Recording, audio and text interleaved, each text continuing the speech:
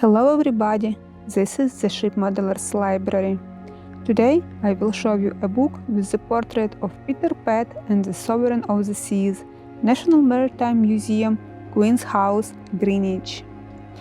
The picture, of which a reproduction in colors appears as a frontispiece to this treatise, was sold at Christie's on Friday, 20th July 1929. Being then the property of the Right Horn, the Earl of Yarborough. It was this described in Christie's catalogue. 117.